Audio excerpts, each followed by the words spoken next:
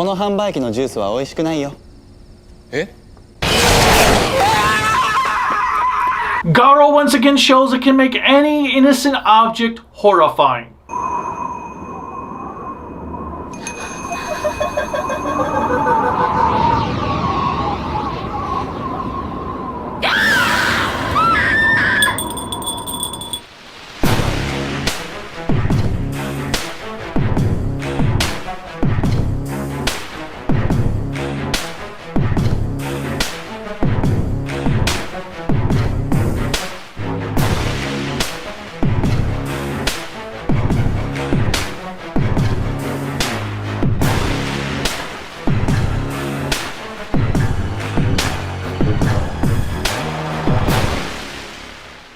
Remember to click like, subscribe, the bell notification, and whatever else YouTube has you clicking on to support us. Welcome back to Halloween month 2025.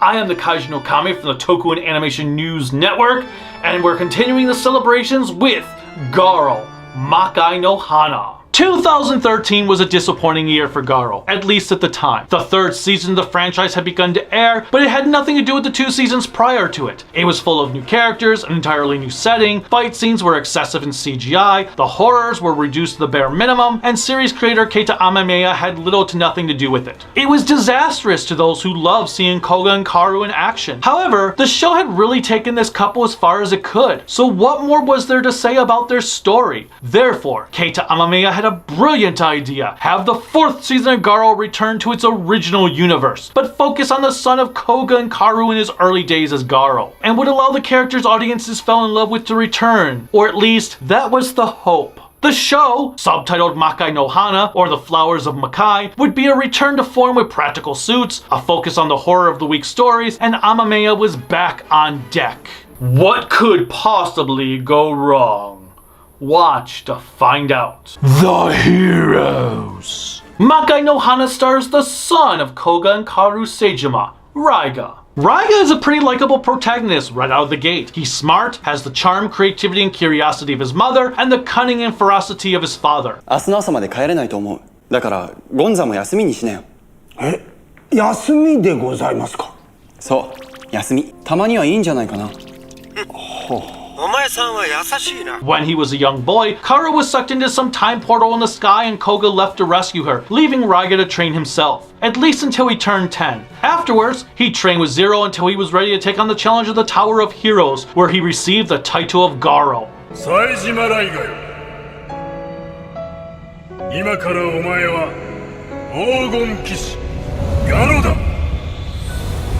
From henceforth, he would slay any horror that dared to prey upon mankind.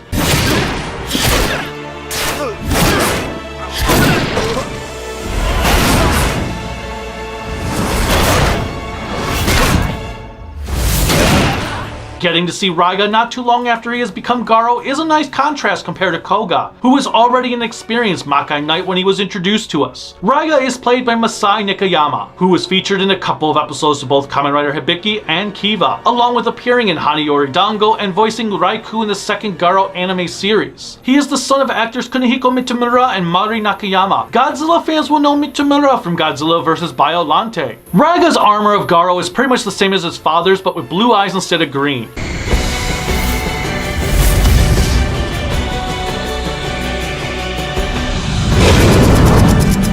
About a third into the show, he obtains the ability to summon Goten.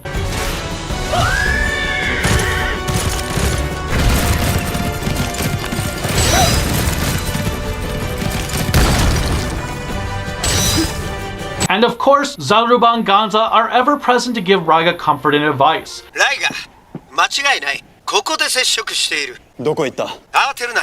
奴の名はサキュバス。油断すると、お前さんも花に変えられちまうぞ。ライガ様、この牙の鋼は直すのに手間がかかります。少し手加減していただかないと。Raiga looks at Gonza as a second father to him, as he had been a staple throughout his entire life, as he was for Kouga. At the start of the series, a mysterious figure destroys a monolith in a museum that houses the spirits of 9 horrors, spreading them across Japan.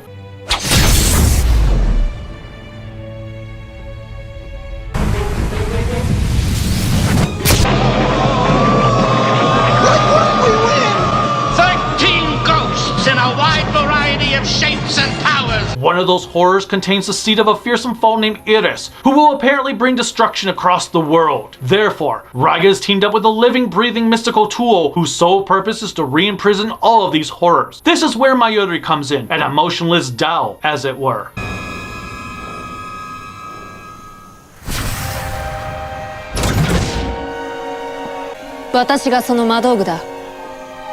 Raiga is not satisfied with that being her only purpose and spends his days teaching her about the world and treating her like a human. Even Gonza sees her as a daughter and does everything he can to make her enjoy life. どうした？美味しいだろ？美味しいということがわからない。私は魔道具だからな。でもゴンちゃんにとっては娘か孫って感じだね。そう思って接してるつもりなんだけど、何にもしてあげられない。そんな気がしてね。Mayuri is a frustrating character because she is supposed to act emotionless, and you can tell actress Natsumi Ishibashi really struggles with this aspect as she seems to have a career where she gets to be wildly expressive. 私もいつかそうなってしまうかもしれないな。ライガ、その時は私を。大丈夫。マユリはそんなことにはならない。She was a side character in Kamen Rider Forze, the main character in Zombies Come and I Reflect on My Life. That actually sounds kind of interesting. Along with a multitude of other projects before and after Garo. どうしたの？今朝紅茶を飲み損ねてしまった。最後だったかもしれないのに。A third Makai Knight joins Raiga and Mayuri in their quest, Crow. Crow is very conscious about his hair.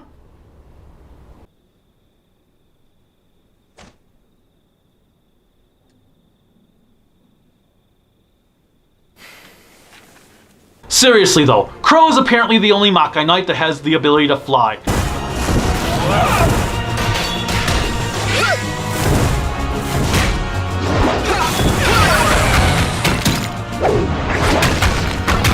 He's very quiet, often observing a situation before acting in it. Unfortunately, Crow is no Zero. In the original season, Zero complimented Kouga more ways than one. He was serious, but silly, talkative, would crack jokes, make light of a situation before ripping a horror to shreds. He worked well with Kouga because he was the opposite of him, giving the duo a Batman-Superman feel. Crow has little to no personality, and while that does coincide with Raiga having one, they just don't have the same chemistry as Kouga and Zero did. 俺はお前がいたから安心して捨て身ができた。俺がダメでもお前が残っている。一人だったらやれたかどうか自信がないよ。Hell, Crow even becomes a background character in his own focus episodes so Raiga can take center stage. I know the show is called Garo, not Crow, but come on. As such, I'm a bit wary as to whether or not Crow is a poorly written character or just poorly acted. 黄金騎士のように顧みられることもなく、人知れず闇を差し、人知れず闇に葬る。それが現役騎士の仕事。This was Otomo Mizuishi's first television role, and it shows as he is a far cry away from where he was when he portrayed Kirame Blue 6 years later. 僕には親はいない。こんなに温かい場所もない。ゴンザさんのような家族も。何をおっしゃいますか。九郎様にはライガ様やマユリ様というご友人がいらっしゃるではありませんか。I do like his knight design, but he is my least favorite character in this season. His familiar companion is Orva, who is embedded in the chest strap of Crow's coat. クロ、もう行こうよ。退屈だよ。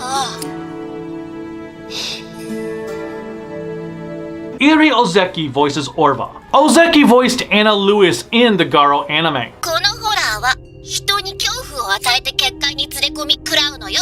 Raiga, Mayuri, and Crow are occasionally assisted by a variety of Makai priests and knights in their quest to stop the Iris seed from blooming. The first is a priest who is essentially Mayuri's caretaker named Shido, portrayed by Renosugi. マユリ、お前、カゴを開いたね。 Osugi had been in a plethora of films and shows, including Kaku Ranger, the Dead or Alive movie series that has nothing to do with the video games, and Shin Godzilla until his passing in 2018. すまん。少し飲ますぎたようだ。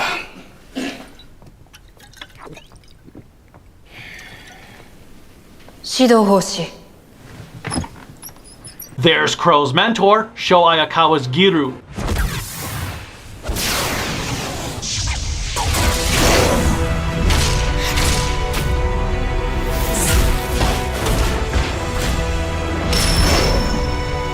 Garo lost the love of his life 3 years prior to the show's events. Like with Asugi, Ayakawa was in the aforementioned Dead or Alive films, Pulse, the Zebra Man movies from the 2000s, and lent his talents as a loan shark character in Yakuza 5. それでその少年は騎士になれそうだったか？ええ、あの子はきっと強くて優しい騎士になるわ。どうしてわかる？あなたと同じ目をしていたから。Finally, there is Biku, the Dark Hunter.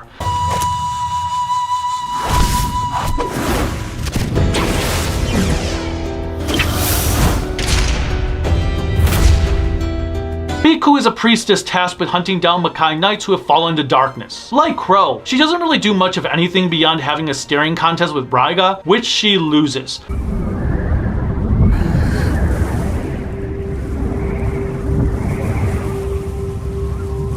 二人は戦っていたのさ。戦った？どっちが勝った？私の負けだ。But the concept behind her is interesting. Her costume must have been designed by Joel Schumacher, as there are nipples on her armor. お前なら出雲を倒せる。出雲？闇に落ち、ホラーラティルに憑依された魔界騎士だ。I know it's called a breastplate, but this is ridiculous. Adding to the oddity is that one side is sculpted to have clothing covering the nipple. Actress Sayaka Akamoto isn't given much to work with, but she does have an intimidating pose as one would think they were being chased by Raiden from Mortal Kombat. なるほど。確かに近寄りがたい雰囲気だ。ビクさんですね。番犬所から話は聞きました。Akamoto can be seen in Ultraman Saga as Anna Azaki and is the Japanese dub voice for Mantis in the MCU.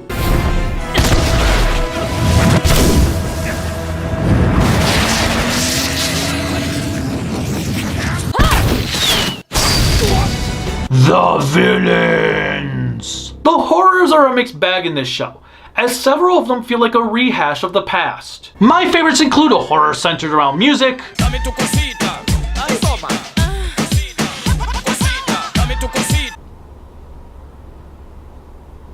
Nah, that's not right. バ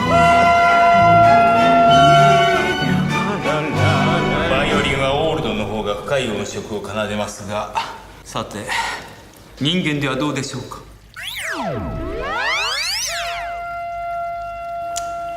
まあまあね。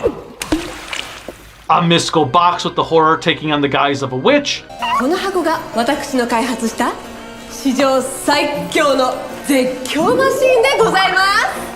これが？いくらなんでもこんなものが史上最強だとはとても。 This theater is now a quiet zone. ユウはこのマシーンの仕組みが知りたいのよね。はい。一体どうやってあれだけの仕掛けが？ If you talk, text, or make a loud noise, you will be asked to leave.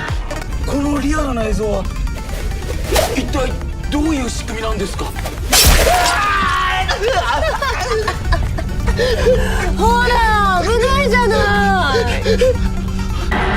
スペケ模様動画。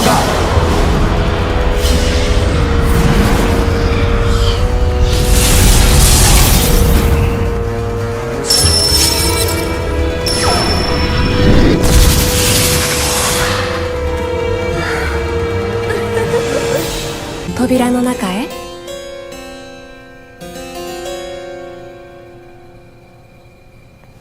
One of a manga artist,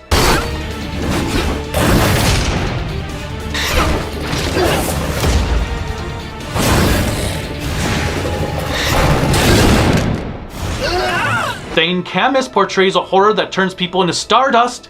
Do you wish to be my next shining star?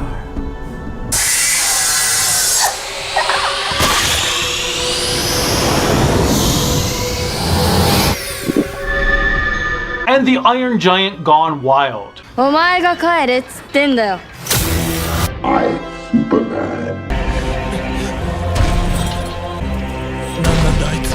There are a few others I did like, however, their plots seem very reminiscent to those from previous seasons, with there being a horror taking over a homeless woman,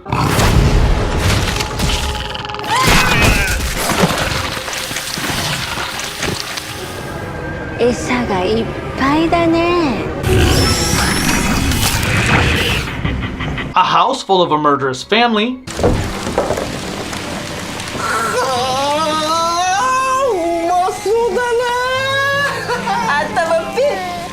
you could say the meals around the house. え、ここ一番ダメ。一番ダメ一番ダメ笑顔が一番のごちそう。一番のごちそう。Simmer down, Mr. Cratchit.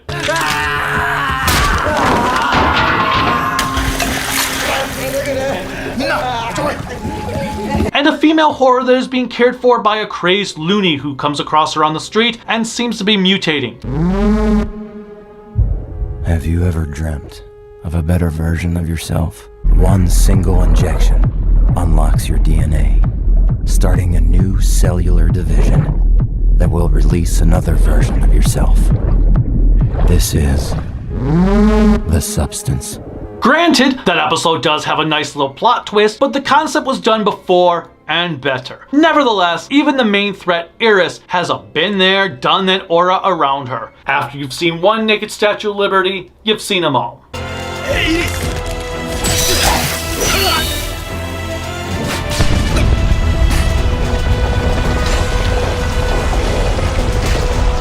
There is a rogue Makai knight who turned to the dark side that is pretty awesome.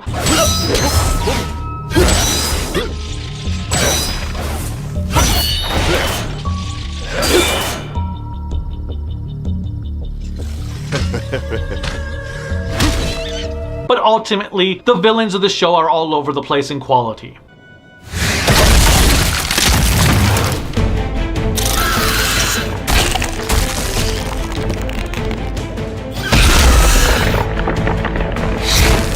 The effects and music. The effects and music are a return to form, though the budget seems a bit restrained this season. The reason I say that is because there are quite a few episodes that have very little armored action. On one hand, having actual suits back is a vast improvement over The One Who Shines in Darkness. On the other, I can't say this show wowed me very often when it came to fight scenes.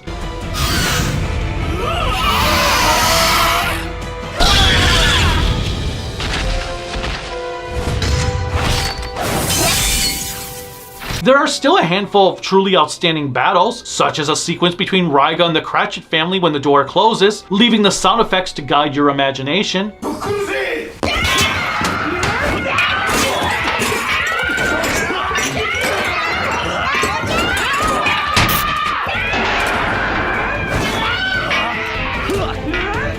Another features a spinning camera,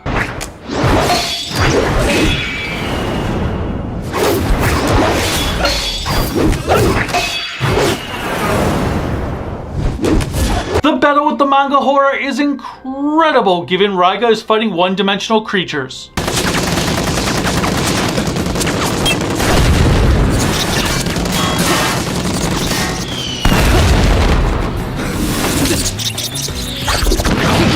His tussle against Garo is superb.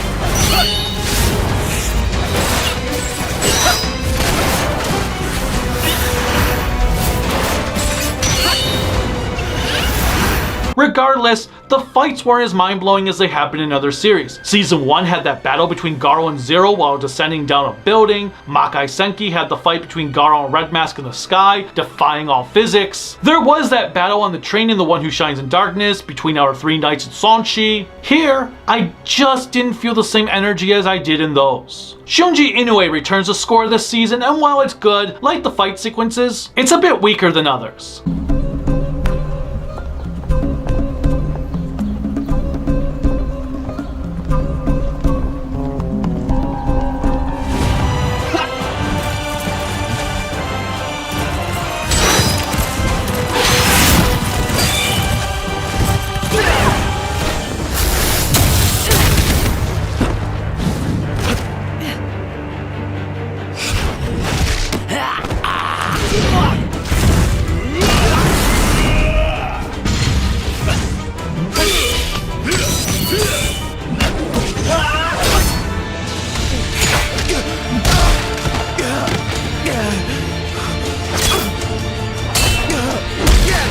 この箱が私の開発した史上最強の絶叫マシンでございます。これがこ I think the best musical moment comes fittingly in the episode with the music horror. Raiga and Johan are fighting in front of an orchestra and they play a rendition of Jam Project's second opening theme, Raiga, Tusk of Thunder.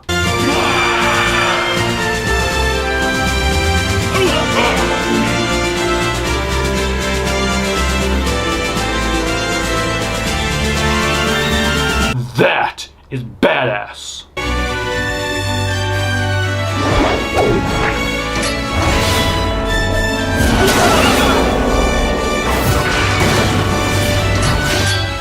It's kind of funny though, as Tusk of Thunder is probably my least favorite opening of the series at this point.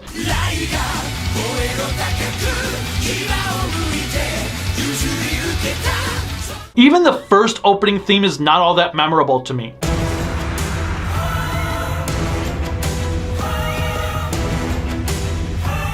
And if I don't like the opening songs, you can pretty much guess what I have to say about the ending ones, which are Yasuhisa no Tsubomi by Phelan,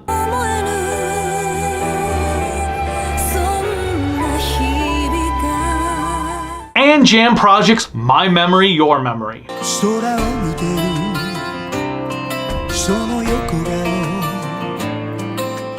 The episodes. You would think that given there are 9 horrors freed from the monolith, it would tighten up the narrative, but instead, it does the exact opposite of that. Garo has always had a great balance between horror of the week stories with those that revolve around a main plot. The first season was a little laxer as it introduced us to the world of Garo on top of developing its characters and situation. The main threat of Makai Senki, Red Mask, was revealed to us pretty early on in the show, focused on hunting him down just as much as it was on horrors. The One Who Shines in Darkness put more emphasis on plot development, reducing the horror of the weak plots, yet it felt like a natural progression. Makai no Hana, alternatively, feels like a regression. The opening piece of the season introduces us immediately to someone destroying the monolith. Unfortunately, the next time we see this hooded being again is episode 21. Even Biku's mention that a rogue Makai Knight destroyed the monolith did not occur until the 18th episode in the season. This leaves us with most of the series having nothing to do with the show's main plot.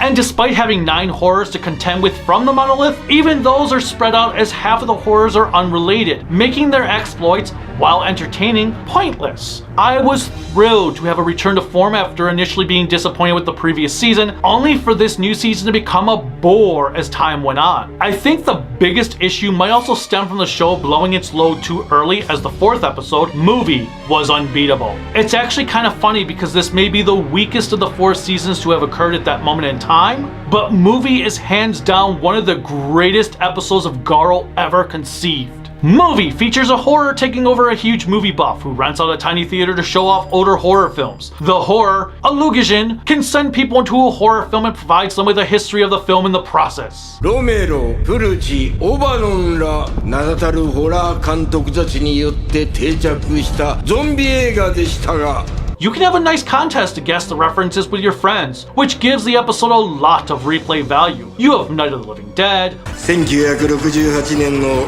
ジョージ・ロメロの映画を見てませんか？名作ですよ。それを見てたら助かったかもしれないのに。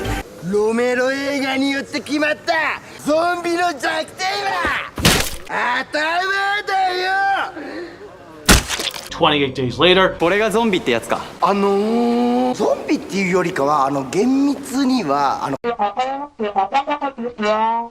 Scream, ジェイソンは斧、フレディは鍵爪、レザーフェイスはチェーンソー。ではこの映画の殺人鬼の武器は？知ってるか？知らないホラーの名前ばかりだ。 Silence of the Lambs, この作品は主演男優賞ものですが。というよりせいぜい特殊効果賞止まりだぜ。 among others. And Lukashin's costume is one of the best costumes in the entire show, but the scene that really does it for me is when he chainsaws his way through the screen to attack Raiga. 一人で熱くなってる。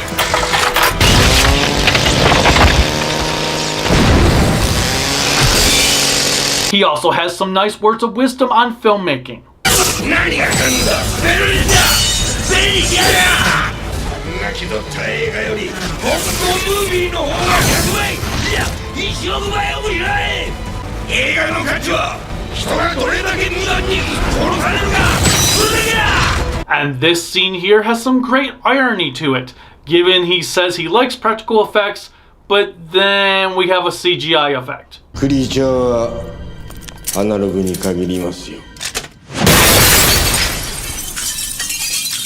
This episode really gave Makai no Hana a high bar the rest of the series was unable to exceed. There was just nothing like it. And no matter how many manga artists were devoured,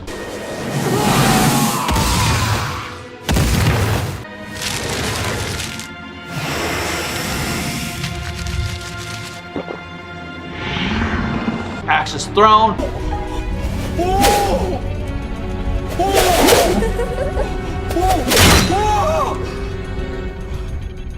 and concerts orchestrated. 泣くのよ叫ぶのよこれは死へのプレリュードよ Nothing even came close to matching this episode. On the positive side, I can't say there was an episode I outright hated. I just found many of them to be borderline boring. The winner of this bout is Mad Beast. Mad Beast is one of those Crow-focused episodes I mentioned earlier that had its spotlight given to Raiga. Crow's clan is doing a yearly tradition of cleansing their weapons of its horror aura by feeding an imprisoned beast called Barg. Crow invites Mayuri and Raiga to come with him to learn more about him and his cohorts, only to find a few of them dead upon their arrival as Barg escaped thanks to a rookie's curiosity.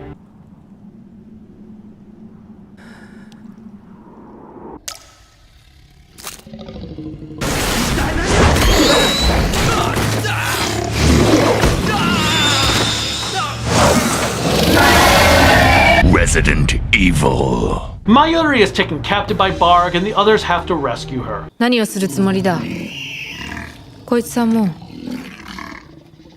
このまま死なせてやってくれ人を食ってからでは遅い While I get what the episode was going for, a mystic tool befriending a mystic tool, and how Barg is not as evil as everyone thought it was, the entire episode is just uninteresting, and I really think it has to do with Raiga overshadowing what should have been Crow's big moment.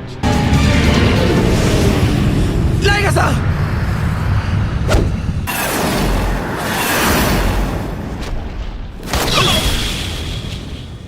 あなたに倒せないと言ったのは魔導陣が必要なゆえ This is the 13th episode of the series, and by this point, Crow hadn't done much of anything after his first transformation sequence 8 episodes prior to this one. One last thing I noticed about this season is there are a lot of scenes of the cast just standing around doing nothing. It's like the show needed dead air because episodes were a bit too short or something.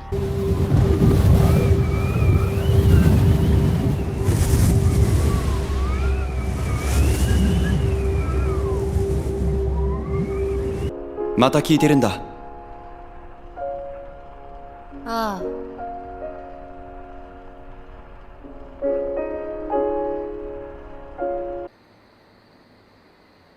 よろしくまゆりさんああここで一人食われたようです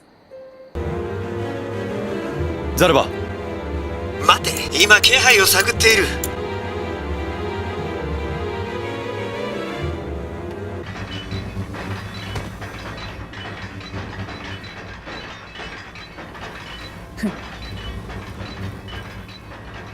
そっちは任せたぞ Either way, I'm saddened to say that Raiga and his merry men was not as compelling as I was really hoping it would be. It's not bad by any means, just not really as ambitious as it pretended. Nevertheless, I am going to give Garo Makai no Hana a solid 3 out of 5 grown-ups in spandex. When I said I wanted to return to form, this wasn't exactly what I meant. Still, it is definitely worth checking out, especially because of the episode movie. If you are a Garo fan, this one is a no-brainer. Until next time, bye.